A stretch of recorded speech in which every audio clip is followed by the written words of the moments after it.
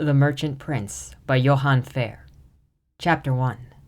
The gangway sat unsteadily between the two ships, swaying as juts of sea foam sprung from the waves that crashed against both hulls. Mist invaded the air, drifted over to Augustus, and left a salty taste in his mouth, one that he had become all too familiar with throughout this long, uncomfortable voyage. He pulled his delicate robe taut, stretching out the wrinkles, then made small adjustments to his garment, making it look as regal as possible. He felt the bumps of the embroidery, the artisan stitching that made his robe a work of art. It was a dress to impress, showcasing his lineage and status as a member of the Castilian family.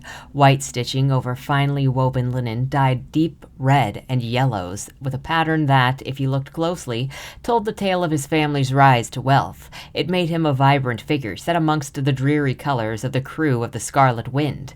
Even his attendants wore the cheaper, muted gray, white, and brown colors. It was especially apparent now, with all of the crew gathered together in a crowd about him, although they still left a respectful buffer to not overcrowd him.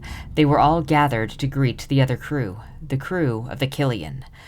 He watched the crew of the Killian finish placing the rails. The first of them attempted the crossing with a gulp, gripping the railing in one hand, and with his other he held his wide-brimmed hat in place, guarding against gusts of wind. He took careful steps on the gangway as he swayed from side to side. The wind picked up, sweeping his thin, loose-fitting clothing against the side of his limbs. As he was about to make it to the other side, he reached out to have someone take his hand. Yonder de Mario, the captain of the Scarlet Wind, obliged with a hefty yank, and he pulled the man aboard. Augustus studied the man's face from a distance, noticing nervousness and a hint of fear. Something about his slow pace and shrunken posture betrayed a reluctance to do his duty. Augustus looked to his side to see his two trusted attendants looking forward. "That isn't Marcus," he said to them. Of the members of the Killian, Augustus knew there was but one he would recognize, their captain, Marcus Dayton. That man was his older brother's former tutor. The man Augustus saw yonder hug and greet was apparently a man of no important standing. "That must be the first mate," responded Castor. He scratched his bald head, squinting in thought. "Juan, yes. I think I've met him before." Yonder had the man in question by the shoulders. He steered them across the ship, not forcefully, but the way one might guide a drunkard through the streets of Venetia, urging him forward and toward Augustus. In the background, more of the crew of the Killian braved the crossing, but with more confidence than the first man, their supposed first mate. As Juan approached, his eyes widened, showing recognition of Augustus. The man grabbed his hat from his head to hold it against his chest. He kept his chin tucked in, baring the top of his head as he approached, revealing his bald spot. Yonder released the man for the final few steps, knowing not to be too casual in front of Augustus in such a formal circumstance. Yonder straightened his posture from the casual stance of a man among friends to the puffed-out chest and high chin required when presenting to a man of higher standing. "Augustus, I present to you the first mate of the Killian, Juan," said Yonder with a slight bow.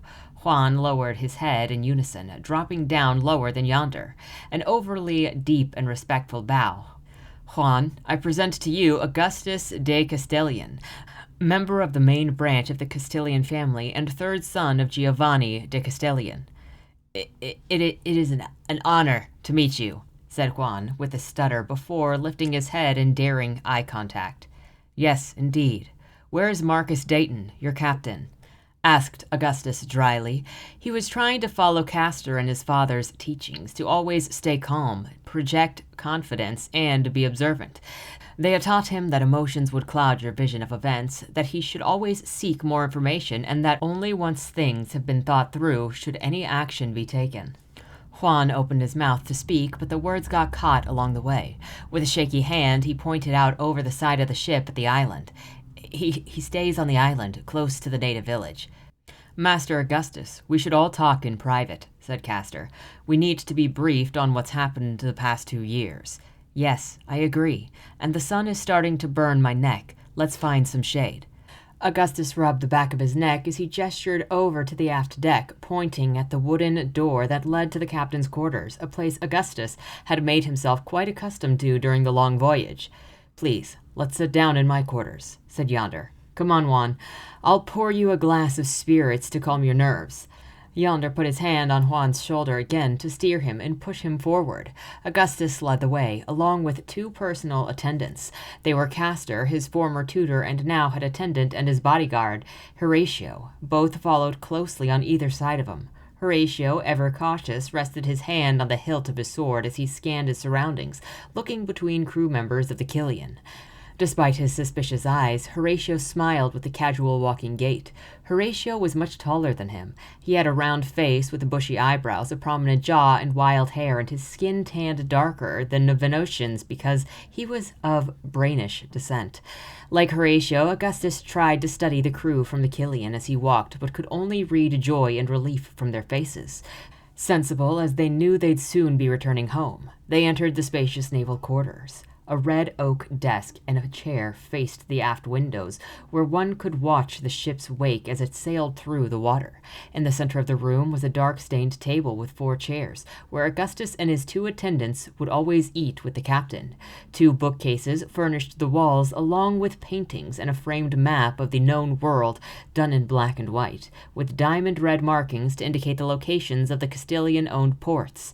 Augustus's eyes wandered for a moment to the green tome, with gold-colored embossing that sat on the top shelf. His gift to Yonder the day they set off on this voyage months ago. It contained the tale of Egerio, a merchant sailor documenting his negotiations with the Cynician archipelago and his study of their culture. Augustus felt it was a fitting gift, seeing as the voyage took them along the coast to those very Cynician shores before leaving the known lands and venturing deep into the Mysian Ocean. Yonder sat Juan down in a chair, then went to the desk to grab his bottle and 2 glasses. He placed them down and sat, then poured a generous amount from the bottle into each glass. Across from them sat Augustus and Castor, while Horatio leaned against the wall, ever vigilant. "See, just like this," said Yonder, taking a big swig. Augustus knew it stung the throat, having tried it on one occasion.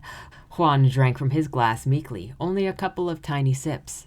Augustus brandished a warm smile. "Enjoy it? Calmed the nerves a bit?" he asked. Juan nodded. "Now then, would you tell me what's transpired here since the Callienus departed?" Juan looked at Yonder first, perhaps for reassurance. Augustus assumed they hadn't known each other well, but maybe the simple sharing of a profession provided a sort of camaraderie that Juan could draw from. Yonder just slapped him on the shoulder and said, "Don't worry, just tell him the truth. Augustus is a fair man. I don't know why you're so afraid, but you have nothing to fear from him." "Where should I begin?" pondered Juan. His eyes looked from side to side as he took deep breaths. When the Callienus left, things went well. Marcus and a small group of his trusted lieutenants would hike each day into the jungle to meet the natives. I went a few times, too. I saw him work to learn their language, immersing himself among them. He would even dress up like them, dance with them, but then things turned. They started to get fevers and would vomit uncontrollably. None of us got sick, which turned out unfortunate because then they blamed us. It wasn't us. That sickness was a curse from Nimis, the god of filth, the mad god. There is no reason for his destructive ways. "Indeed," said Castor. "That was the will of a god. We must not think of ourselves at fault for how they torment us." Augustus nodded. "Castor is right. Was that the reason you were scared? Did you think that I would admonish you for that?" Despite their efforts to absolve him, Juan's arm visibly shook as it carried his cup up for a big gulp. Juan gasped from the burning in his throat. "They tried to force us out of the village, threatening us with their spears. I hear they put a spear right up against Captain Dayton's throat and walked him down the trail to the shore." Juan pushed 2 fingers from his hand deep into his own neck to illustrate. Augustus put his hand up just high enough to silence Juan. "So you weren't there. That's his telling of what happened, right?" "I didn't see it myself. However, I saw Marcus as he rowed back to his boat and saw the natives behind him in the jungle. I saw the light from their torches, the look of fear on his face, too, as he told us what happened. And now he lives near their village," said Castor, knitting his eyebrows. Juan didn't look up. Instead, he stared at his empty cup. The table vibrated from Juan's restless legs. "Yes, the night after he returned, he got the crew together. We got out our bows and hiked to their village in the dead of night. See, all they got is spears, and most of them were sick or already dead from that curse. It was easy. We loosed arrows and struck down some of them. We didn't have to kill too many, but those we did, we hung up in the tree only as a warning, you see. After that, we haven't had problems with them. Marcus mostly lives there now. I don't visit there anymore." Augustus looked to Castor for his reaction. He looked like he had been struck by seasickness, but Augustus also knew, through this whole voyage, that Castor never suffered that problem. Castor looked down at the uninteresting spot on the table, the many wrinkles on his forehead appearing prominently as he squinted in thought. Castor wiped his forehead, removing the beads of sweat that had accumulated there. Augustus turned back to Juan and, with a smile and a calm voice, he said, "Let's change subjects. Our mission, first and foremost, was trade. This all doesn't matter as long as we make a profit. What is the value here?" Juan peeked up from his lowered gaze and let out a sigh of relief, smiling back. "There is plenty of wildlife here with interesting coats of fur. We've been skinning and tanning them. The lower deck of the Killian is filled to the brim already, and they've stockpiled more at the base camp. There's a spice that the natives here showed us, made from the bark of a common tree. Also, there's a blue gem here, but we haven't been able to mine it because we don't have the proper tools." Yonder looked over and nodded. "Augustus, I'll go and tell the men to start preparing the rowboats with any supplies that would help with mining.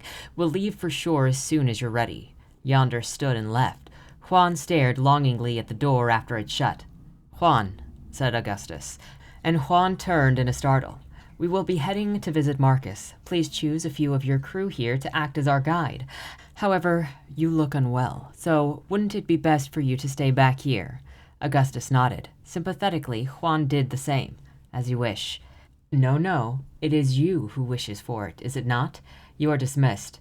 Augustus gestured to the door, and Juan walked out with a sunken posture, leaving just Augustus and his two attendants. "Castor, you too look unwell. I think you should stay behind on the ship as well." Castor looked shocked. He'd made a face that begged sympathy, but Augustus just got up from his seat and stared out the window at the rolling waters. "Master Augustus, I assure you I am fine. Besides, this is your first expedition. You may need my advice. Enough. You will wait here. At least then I can assure any mistakes I make will be my own." Long ago, back in Venetia, Castor would always take Augustus to the ocean to watch the trade ships leave for their expeditions. Back then, Castor was still strong enough to help Augustus up onto his banister, and from there, he sat and waved at the Castilian ships he recognized as they came and went. Castor would tell him tales of expeditions, always giving vivid colors to any place he'd visited personally. Now, Castor's disappointed face reminded him of the joy and uncharacteristic energy that returned when they learned Augustus was to leave for his first expedition. The sound of the water splashing against the ship and the creaking of the boat as it swayed became unbearably noticeable as Castor took his time thinking of his next words. He would know that the matter was closed. Augustus rarely spoke with that tone while uncertain. "You know there's more going on than Juan told us about. I fear it is something that wouldn't reflect well on the Castilian family," said Castor. "And what would you have me do? I know something is going on here, but I refuse to go back to Venetia empty-handed. It would be a disgrace. I have too much coin invested in this expedition." He refrained from raising his voice, but he had a slow cadence to his words that emphasized each point. "Now, you must excuse me. I need to change into more appropriate clothing for a hike through such a jungle." Augustus left with Horatio following closely behind, going across the deck, then down the stairs to the crew's quarters. He changed from his ceremonial robe into light white linens that would fare better in this heat, with Horatio standing guard outside the door. He washed his face with the shaded water that, despite being warm, felt cold against his skin. It cleansed away the accumulation of sticky sweat and weighed down his curly brown hair, temporarily straightening it. How well would he tolerate this oppressive heat while having to trek through what looked like a dense jungle? A wasteful worry. He pushed the thought aside. He packed his ceremonial robes carefully in a distinctly carved wooden chest that he brought above deck. "Put this in my rowboat," Augustus ordered a random crew member, handing him the chest. Yonder turned from his conversation as soon as he noticed Augustus and approached. "Everything is loaded on the boats. Shall we head out?" "Yes." Yonder bellowed out his orders to the crew. They started moving to the rowboats on either side of the ship. Augustus narrowed his sights onto the 3 crew of the Killian that were chosen to be their guides. He walked over to them in the rowboat next to them. He introduced himself and invited them to use the same boat as him. Horatio held the boat steady while Augustus climbed aboard. When Horatio let go, the boat swung, throwing him off balance. It took a second for Augustus to catch his balance, and once he did, he was thrown again by the next person coming aboard. The sea-tested member of the Killian crew hopped over gracefully and, with sure footing, moved around to make room for each new occupant of the boat. With a gesture from Augustus, they lowered the boat into the water. He grabbed the side of the rowboat tightly, an unintended reflex to the jarring impact with the water. "Don't worry, Master Augustus," said Horatio with a chuckle. "We won't capsize. Besides, even if we did, we'd just get a bit wet. We got 2 ships full of people that would be all too happy to save a member of the Castilian family." Except for Augustus, the men got hold of their oars and rowed toward the island. Augustus, exempted by his status, stared off at the island.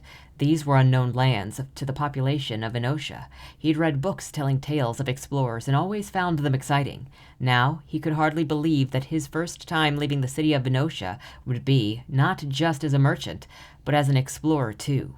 The shore slowly approached. Along the coast was a thick wall of vegetation with a canopy that went up 5 stories high and sat behind a small beach. He heard the strange sounds of exotic beasts from within. Birds of fanciful color flew out from a branch, then back in to disappear again.